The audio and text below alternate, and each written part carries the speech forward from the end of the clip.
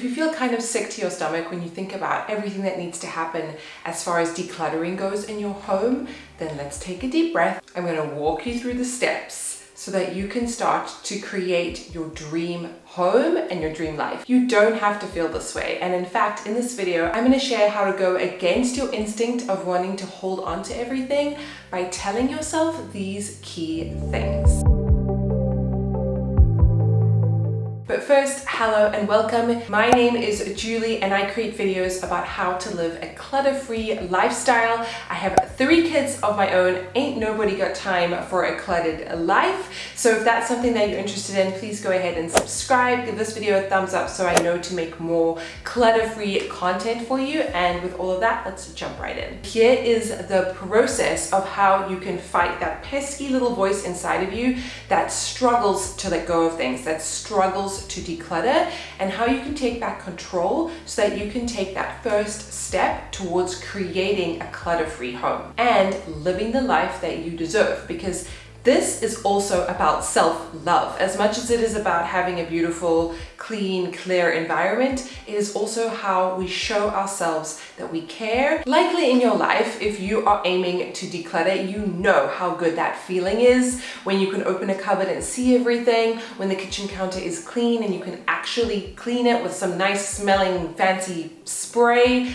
Hold on to that feeling, hold on to that vision. It is super important to know your clutter why. In this current world that we live in, where things are available at the click of a button, Amazon packages show up the next day, you can always almost get your things back. So when I have moments of like, I might need this someday, right? That's like the classic, just in case. I think to myself, big if, I really needed this, how easy would it be for me to replace it? Very high likelihood we'll never think about it again, or not need it again, or learn to live without it. So when that monkey mind of yours that's trying to keep you safe says, what if maybe in 10 years time, go back to this. How easy would it be for me to replace? Something else that I do is like, well, if I'm only going to use this item in 5 or 10 years time, perhaps a newer, better, more efficient model will be out in any case. And so I would probably want to buy that anyway. I spoke about 4 questions that I ask myself when it comes to clutter in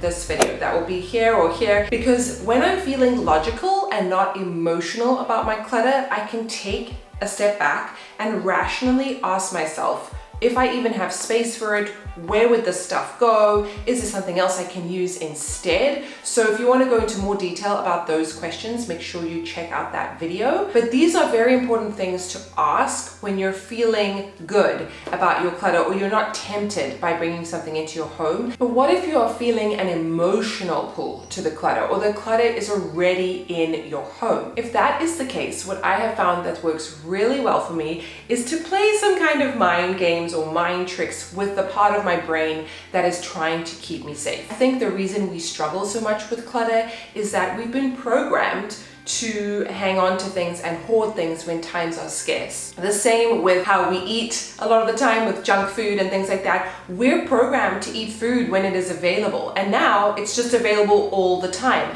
The same with stuff and consumption. And so we never really have lean times. We never really have times when we don't have as much access to things. And so that's why we want to hoard. It's kind of part of our DNA. So when I'm feeling this pull to accumulate things that I don't really need, this is what I say to myself. And this makes me feel a lot better. I ask myself, would others need this more than me? And likely, if you're watching this video, if you're living in a first world country, or even if you're not, you probably have more stuff than a lot of other people, and you can spare some things. But there is something about gifting or giving other people things of mine that I'm not really using, if I'm being honest, that makes me feel a lot better. Like that clutter to me has a home to go to. It is being useful and functional, and I'm able to let it go so much more easily. This is why people love to hand down clothes and kind of give you all of this stuff, because they feel like it's going for a good cause, right? And it's decluttering their home,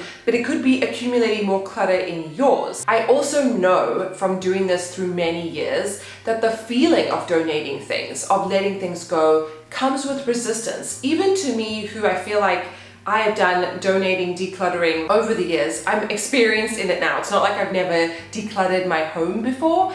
and I still get that twang of, am I doing the right thing?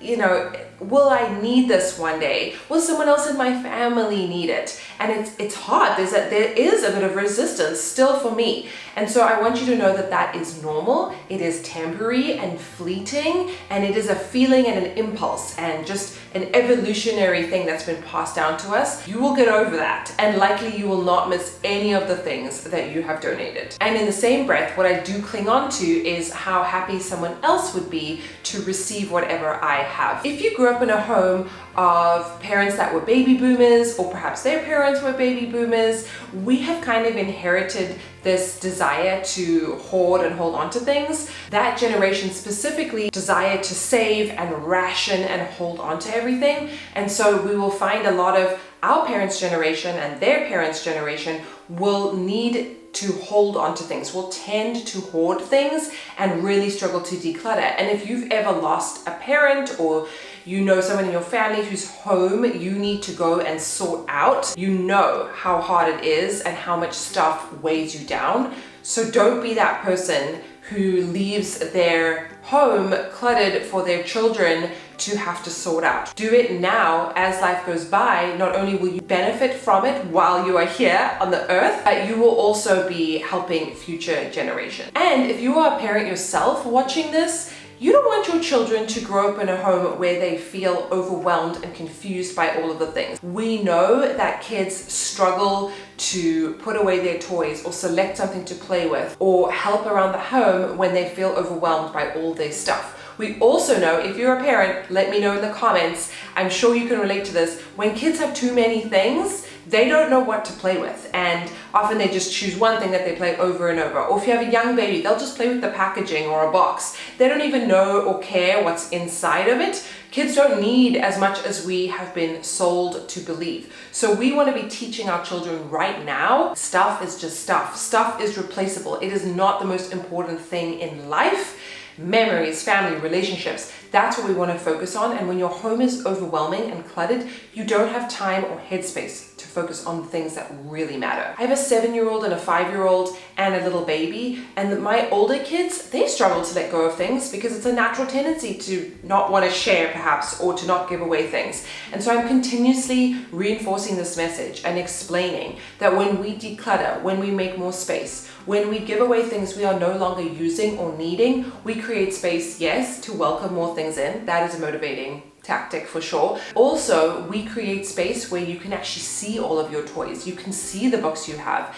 There's a lot less of like, oh wow, I didn't know we even had this, or I don't even know where to begin, I'm bored. Because they know where everything is. It promotes autonomy and independence, makes your life as a parent so much easier, let me tell you. And it also helps your children truly appreciate what they have, because they're not just given everything whenever they ask for it. So that is my emotional process when it comes to decluttering. And these are things that I have asked myself over and over again every time I go to declutter my home, and they really, really help me. Especially that one of like, how can someone else benefit from the things I'm not using? That helps me to donate every time. It really gives me that feeling of giving and happiness that we create from blessing other people. Highly encourage you do it. I promise you, it comes back full fold with blessings in other ways, not through stuff. So if you enjoyed this video, if you like this kind of content, let me know. Please subscribe down below. I don't know what I'm doing with my hands over here. Give this video a big like so that I know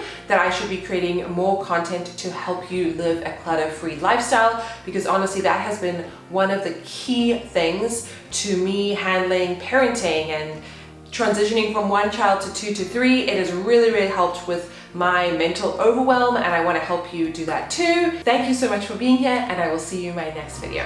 Bye.